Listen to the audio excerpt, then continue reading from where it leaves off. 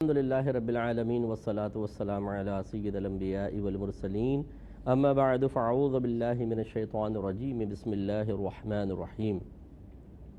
الحمدللہ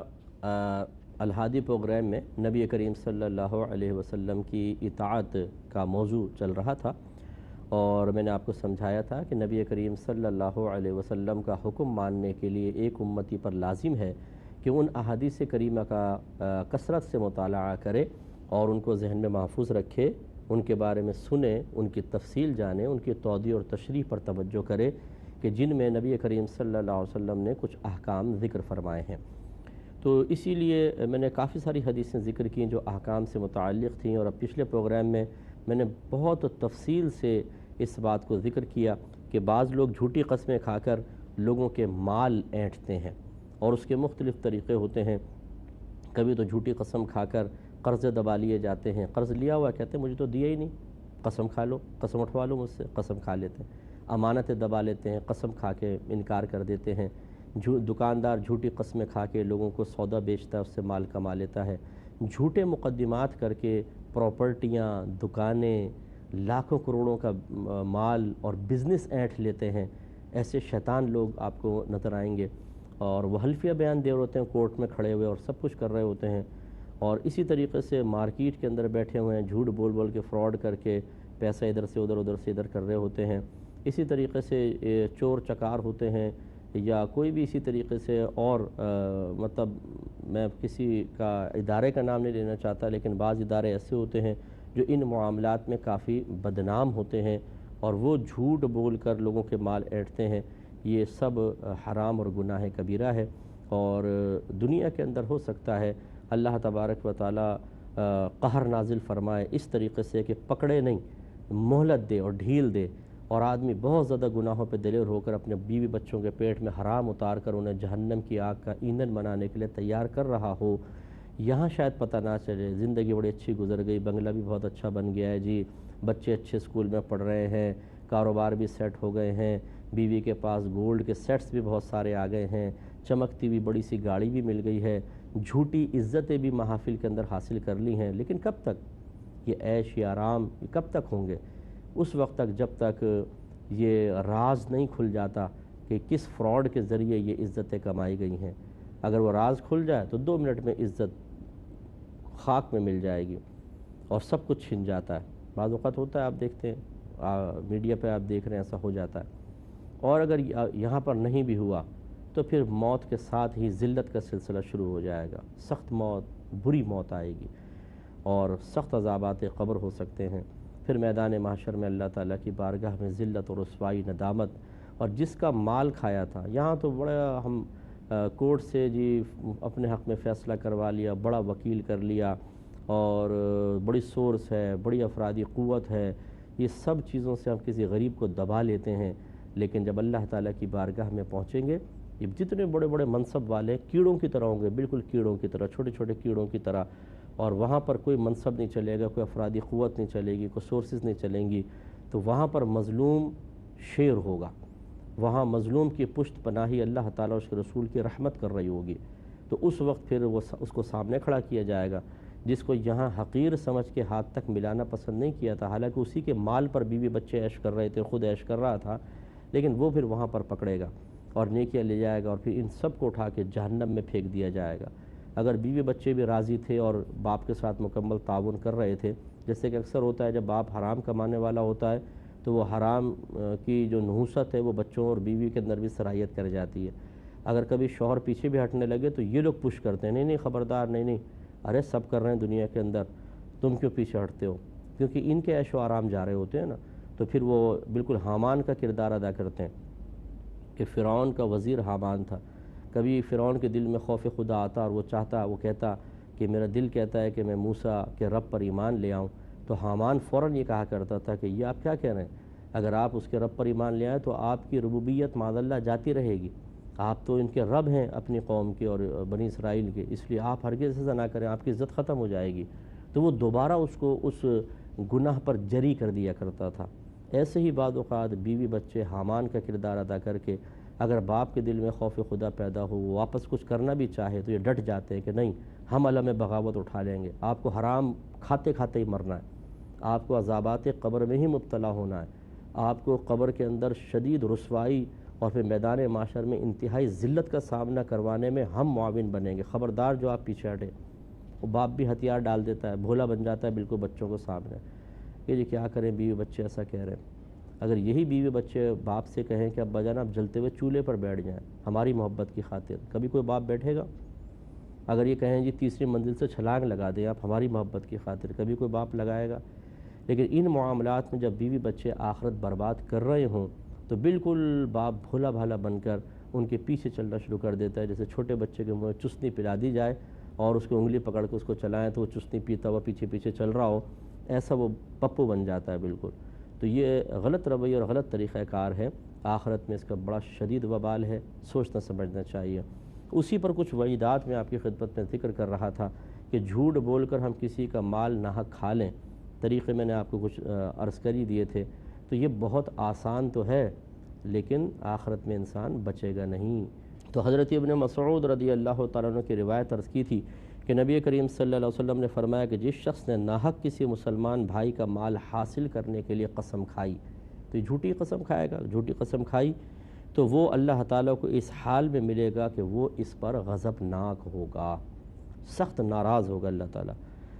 راوی کہتے ہیں کہ پھر رسول اللہ صلی اللہ علیہ وسلم نے ہمیں اللہ تعالیٰ کی کتاب سے اس مفہوم کی تصدیق کرنے والی آیت پڑھ کر سنائی۔ میں نے آپ کو بتایا تھا سورہ آل عمران کی آیت نمبر 77 ہے، جس کا ترجمہ یہ ہے کہ بے شک وہ لوگ جو اللہ تعالیٰ کے عہد اور اپنی قسموں کے ذریعے سے تھوڑا سا مال لے لیتے ہیں ان کا آخرت میں کوئی حصہ نہیں ہوگا، اور نہ قیامت والے دن اللہ تعالیٰ ان سے کلام کرے گا، نہ ان کی طرف نظر رحمت سے دیکھے گا۔ یعنی ذلیل و رسوا ہوں گے جب ہر شخص کی یہ تمنا ہوگی کہ اللہ تعالیٰ ہم سے کلام فرمائے، رحمت ہم پر نازل فرمائے، اس وقت اللہ تعالیٰ کی رحمت ان کی طرف سے ہٹ جائے گی۔ آپ سوچئے کہ کس قدر انسان وحشت اور دہشت کے اندر ہوگا۔ تو ایسے میرے بھائی بہن کوئی مجھے سن رہے ہوں یا نہیں سن رہے، جو سن رہے ایسے لوگوں کو جانتے ہوں تو خدا را یہ بیان ان لوگوں تک پہنچائیے، شاید کسی کے دل میں رحم آئے، شاید کسی کو شرم آئے، شاید کوئی دنیاوی تکلیفیں برداشت کر لے لیکن اس آرام دہ حرام زندگی کو چھوڑنے کے لیے تیار ہو جائے، تو انشاءاللہ آپ کے لیے بھی بہت بڑا ثواب جاریہ ہوگا۔ تو اس دوسری حدیث ایک اور دیکھیے، مسلم کی روایت ہے، حضرت ابو امامہ ایاس بن ثعلبہ رضی اللہ تعالی عنہ سے مروی ہے، رسول اللہ صلی اللہ علیہ وسلم نے ارشاد فرمایا، جو شخص اپنی جھوٹی قسم کے ذریعے سے کسی مسلمان بھائی کا حق لے لے، یعنی مال چھین لے، کچھ بھی حاصل کر لے، تو اللہ تعالیٰ اس کے لیے جہنم کی آگ کو واجب اور جنت کو اس پر حرام کر دیتا ہے۔ تو ایک شخص نے عرض کی یا رسول اللہ صلی اللہ علیہ وسلم، چاہے وہ تھوڑی سی چیز ہو؟ تو آپ نے ارشاد فرمایا چاہے وہ پیلو کے درخت کی ایک شاخ ہی ہو، یعنی ایک چھوٹی سی مسواک بھی اگر کسی نے، جیسے پیلو کے درخت کی مسواک اگر آپ نے دیکھی ہو، سرکار نے فرمایا کہ مسواک بھی اگر کسی کی ناحق لی جھوٹی قسم کھا کر، تو اس کے ساتھ انجام یہ ہوگا کہ اس پہ جہنم کی آگ واجب اور جنت حرام کر دی جائے گی۔ تو میں نے پچھلے پروگرام میں بھی اشارہ کیا تھا، ذرا وہ حاجی حضرات حج کریں گے، عمرے کریں گے، بیواؤں کی مدد کر رہے ہیں اور غریب بچیوں کی شادیاں کر رہے ہیں، دارالعلوموں میں پیسہ دے رہے ہیں، غریبوں کو کھانا کھلا رہے ہیں اور دیگر ایکٹیویٹیز میں حصہ لے رہے ہیں، لیکن لوگوں کا مال کھایا ہوا ہے۔ اگر ایسا کوئی شخص ہے تو پھر یہ سمجھ لیجئے کہ یہ حج، یہ عمرے، نبی کریم فرما رہے، میں نے عرض کر رہا ہوں، یہ کسی کام کے نہیں ہیں، مال ادا کرنا ہوگا۔ اگر مال ادا نہیں کریں گے اور اس سے معافی نہیں مانگیں گے، اللہ کی بارگاہ میں کامل توبہ نہیں کریں گے، تو پھر میدان محشر میں یہ ہوگا کہ جہنم کی آگ حرام، جہنم کی آگ واجب اور جنت حرام کر دی جائے گی۔ اس لیے خدا را اس خوش فہمی کو ذہن سے نکالے کہ ہم کچھ بھی کر لیں، جا کے حج کر لیں گے، عمرہ کر لیں گے، سارے گناہ معاف ہو جائیں گے۔ عمرہ قبول کرنا اللہ تبارک و تعالیٰ کی رحمت پر موقوف ہے، یہ کوئی دھونس نہیں ہے، کوئی بدماشی نہیں ہے ہماری کہ جا کے ہم حج کریں اور اللہ پہ واجب ہے معاذ اللہ کہ ضرور قبول کرے اور ہمارے گناہ بخش دے۔ یہ کوئی اللہ کا وعدہ نہیں ہے، نہ ہم اللہ پہ زور زبردستی کر سکتے ہیں، بلکہ ہمارا کام ہوتا ہے ہم جا کے عبادت کریں، جتنی احتیاط کر کے اچھے انداز سے کریں، اور اس کے انجام کو اللہ تبارک و تعالیٰ کی رحمت پر موقوف کر دے، اب اللہ تعالیٰ قبول کرے چاہے رد، اس کی مرضی ہے۔ تو لہٰذا کوئی اس میں دھونس نہیں چل سکتی، کوئی بدماشی نہیں چل سکتی، اور اللہ تعالیٰ اس کے رسول نے کوئی ضابطے قاعدے بیان کر دیے ہیں کہ اگر ہم کسی کا مال کھا کے حرام مال سے حج کر رہے ہیں یا عمرے کر رہے ہیں یا حرام مال سے صدقات کر رہے ہیں، کچھ بھی قبول نہیں ہوتا، یاد رکھیں، سب بیکار ہے اور میدان محشر میں سخت مار ہے۔ اس لیے صرف یہ خوش فہمی میں مبتلا ہو جانا کہ اگر میں کچھ حرام کام کر رہا ہوں، غلط کام کر رہا ہوں، لوگوں کے مال دبا رہا ہوں، تو کچھ نیک کام بھی تو کر رہا ہوں۔ یاد رکھیں کہ بعض اوقات بعض حرام کام ایسے ہوتے ہیں کہ جن کی وجہ سے نیک کام بھی قبول نہیں ہوتے، جیسے ماں کی نافرمانی کوئی کرے تو سرکار نے فرمایا کہ جب تک ماں کو راضی نہیں کرے گا، نہ اس کا فرض قبول ہوگا، نہ نفل قبول ہوگا۔ ناحق اگر کوئی اپنی ماں کو ناراض کرتا ہے، اسی طریقے سے کسی کا مال کھا کے اس مال کو استعمال کر رہے ہوں، اس مال سے صدقہ کر رہے ہیں، اس مال سے حج اور عمرے کر رہے ہیں، اس مال سے اپنے کاروبار کو بڑھا رہے ہیں، تو یہ چیزیں مقبول نہیں ہوں گی، اس میں بڑی سخت گرفت ہوگی، اس لیے سمجھنا چاہیے۔ اور پھر دیکھیں سرکار نے فرمایا چونکہ اللہ تعالیٰ کی بارگاہ میں کوئی چیز بڑی چھوٹی نہیں ہے، یعنی ایسا نہیں ہے کہ اللہ تعالیٰ ہماری طرح معاذ اللہ ثم معاذ اللہ اثر قبول کر رہا ہو کہ اگر ہمارے پاس ایک کیس آئے، دو آدمی آئیں جی ہمارا کچھ فیصلہ کریں، وہ بولوں بھائی بولے، ایک کہے جی اس نے میرے 8 آنے 50 پیسے ضائع کر دیے، تو میں کہوں یار 50 ہی تو ہیں، چھوڑ دو نا، مجھ پہ اتنا اثر نہ ہو۔ اور ایک آ کر کہے جس نے میرے 5 کروڑ روپے کھا گیا ہے، تو میں کہوں ارے یار 5 کروڑ کھا لیے، بھائی تو بہت بری بات ہے، بھائی یہ تو بہت بڑی رقم ہے، اس لیے فیصلہ سختی کے ساتھ ہونا چاہیے۔ اللہ تبارک و تعالیٰ کا یہ معاملہ نہیں ہے، اللہ تعالیٰ چیزوں کے اثر قبول کرنے سے پاک و صاف ہے۔ اس کی بارگاہ میں تو کسی کا کیس پیش ہو، چاہے 1 روپے کا ہو، چاہے 1 ارب کا ہو، اصل یہ ہے کہ اس شخص کا دل دکھایا گیا اور امانت میں خیانت کی گئی، اللہ تعالیٰ کی ذات اس کے غضب کی پرواہ کیے بغیر انسان نے نافرمانی کی ہے، اب اس کا حساب و کتاب ہے۔ اس لیے سرکار نے ارشاد فرمایا، اللہ تعالیٰ رحمت نازل فرمائے ان صحابی پر جنہوں نے کویسچن کیا کہ یا رسول اللہ صلی اللہ علیہ وسلم چاہے وہ تھوڑی سی چیز ہو تب بھی جنت اس پر حرام ہو جائے گی، جہنم کی آگ واجب ہو جائے گی۔ سرکار نے ارشاد فرمایا کہ چاہے وہ پیلو کے درخت کی ایک شاخ ہی کیوں نہ ہو، کیونکہ اللہ کی بارگاہ میں یہ نہیں دیکھا جاتا کہ کتنا مال دبایا، یہ دیکھا جاتا ہے کہ مال دبایا ہے، مسلمان بھائی کو نقصان پہنچایا ہے، جھوٹی قسم کھائی ہے، اور اس کی دل آزاری کا یہ شخص مرتکب ہوا ہے۔ اللہ تعالی ہم سب کو معاف فرمائے، ہم سب پر اپنی رحمت نازل فرمائے۔ میرے جتنے بھائی بہن مجھے دیکھ رہے ہیں، میں گزارش کرتا ہوں، مؤدبانہ گزارش کرتا ہوں، خدا را ذرا دیکھیں، اپنے مکان کو دیکھیں، دکانوں کو دیکھیں، بینک بیلنس کو دیکھیں، اپنے گھر کے سامان کو دیکھیں، کسی کا اینٹھا ہوا تو نہیں ہے، کسی کا مارا ہوا تو نہیں ہے، کسی کا غصب کیا ہوا تو نہیں ہے، کسی کا مال دبا کے تو سب عیش نہیں کر رہے ہیں آپ۔ سوچیں خدا را، کسی کی امانت دبائی، کسی کا قرضہ دبایا، جھوٹ بول کے سودے بیچے ہوں، کسی کے اوپر ناحق کیس کر کے اس بیچارے کے مال ہتھیا لیا ہو، قصور اپنا ہے اور اس کا قصور ظاہر کر کے اس سے، جیسے باہر کے ملکوں میں بعض اوقات ایسا ہوتا ہے کہ ایکسیڈنٹ ہو جاتے ہیں، اب ایک شخص ہوتا ہے وہ کلیم کرتا ہے، کیوں انشورڈ ہوتے ہیں سب، تو وہ کلیم کرتا ہے جی میرا بڑا نقصان ہوا ہے، تو وکیل مشورہ دیتے ہیں، بعض اوقات ایسے وکلا ہوتے ہیں سولیسیٹرز کے، وہ کہتے ہیں کہ تم یوں کہو یوں کہو یوں کہو، اور ڈاکٹر سے وہ بھی بنوا لو ایک سرٹیفکیٹ، یہ کر لو وہ کر لو، تمہیں زیادہ پیسہ مل جائے گا۔ تو وہ اس طرح کے جھوٹے سارے معاملات کر کے پھر وہ مقدمہ کرتے ہیں اور سامنے والے سے زیادہ پیسہ ایٹ لیتے ہیں۔ تو یہ یاد رکھیں کہ نبی کریم صلی اللہ علیہ وسلم نے ارشاد فرمایا کہ کافر کا مال تمہارے لیے مباح ہے سوائے دھوکے اور جھوٹ کے، یعنی دھوکہ اور جھوٹ تو کافر کے ساتھ بھی جائز نہیں ہے، کافر کا مال بھی آپ دھوکے اور جھوٹ سے نہیں ایٹ سکتے، اور یہ ہو رہا ہے۔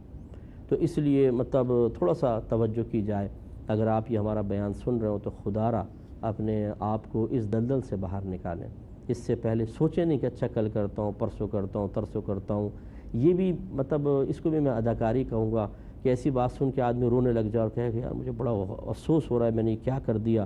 یہ واقعی مجھ سے بڑا گناہ ہو گیا، اور خالی رو دھو کے اسی پر اکتفا کر لے اور اس کے بعد کوئی عملی قدم نہ اٹھائے، اور اپنے آپ کو مجبور محض سمجھے، اپنے آپ کو سمجھے کہ میں بہت بری طرح پھنسا ہوں، اب میں کچھ بھی نہیں کر سکتا ہوں، کیسے میں اپنے بیوی بچوں کو راضی کروں گا، کیسے اپنے کاروبار کو ختم کروں گا، کیسے اتنا بڑا بزنس چلتا ہوا میں اس کو ختم کر دوں اور دوسرے کے حوالے کر دوں، یہ سوچ بچار ہی تو تباہ کر دیتی ہے انسان کو۔ موت کا جھٹکا کب لگ جائے کچھ پتہ نہیں، اس لیے نہ پرواہ کریں۔ اللہ تبارک و تعالی اگر آپ یہ سمجھتے ہیں کہ حرام مال سے آپ نے اتنا بنایا، تو سوچئے جب حرام مال آپ کو اتنی چیزیں دے سکتا ہے تو حلال اور طیب جس میں اللہ تعالیٰ کی رحمت شامل حال ہوگی وہ آپ کے لیے کتنی برکت کا سبب بنے گا۔ اور میں نے تو یہ اکثر دیکھا ہے کہ جو اس طریقے سے حرام سے مال لیتے ہیں نا، یہ اسی طریقے سے نکل جاتا ہے۔ کہیں رشوت دینے پڑ جاتی ہے، کروڑوں روپے رشوت دینی پڑتی ہے۔ اسی طرح گھر میں بیمار ہو جاتے ہیں، مہلک بیماریاں لگ جاتی ہیں، کینسر ہو گیا فلاں فلاں، پھر یہاں علاج نہیں ہوتا، باہر کے ملکوں میں جاتے ہیں، آنے جانے کا خرچہ، ہاسپٹل کے خرچے، آپریشن کے خرچے، اتنا پیسہ نکل جاتا ہے کچھ حد نہیں رہتا، اس شخص کے پاس بھی نہیں ہے۔ یہ اکثر ایسی ہوتا ہے، اس لیے تھوڑا سا اس پہ توجہ کرنی چاہیے۔ بخاری کی ایک اور روایت دیکھیے، حضرت عبداللہ بن عمرو بن عاص رضی اللہ تعالی عنہ سے مروی ہے کہ نبی کریم صلی اللہ علیہ وسلم نے ارشاد فرمایا کہ الکبائر الاشراک باللہ، یعنی سرکار نے فرمایا کبیرہ گناہ جو ہیں، بڑے بڑے گناہ، ان میں سے ایک ہے اللہ تعالیٰ کے ساتھ شریک ٹھہرانا۔ دوسرا وہ عقوق الوالدین، سرکار نے فرمایا والدین کی نافرمانی کرنا۔ اور تیسرا فرمایا وہ قتل النفس، اور کسی جان کو ناحق قتل کرنا۔ اور چوتھا فرمایا والیمین الغموس، اور جھوٹی قسم کھانا۔ اس میں مال کا ذکر تو نہیں ہے، فقط جھوٹی قسم۔ تو جھوٹی قسم کسی بھی طریقے کی ہو، یہ گناہ کبیرہ ہے۔ وجہ اس کی یہ ہے کہ ہم قسم میں اللہ تعالیٰ کا ذکر کرتے ہیں، اس کا نام لیتے ہیں، اللہ یا صفاتی کو نام ذکر کرتے ہیں، تو جھوٹ کے ساتھ اللہ کا نام ذکر کرنا بہت بڑی بے ادبی ہے، اس لیے کبیرہ گناہ ہے۔ اس پہ مزید کلام کریں گے نیکسٹ پروگرام میں۔ وآخر دعوانا ان الحمد للہ رب العالمین۔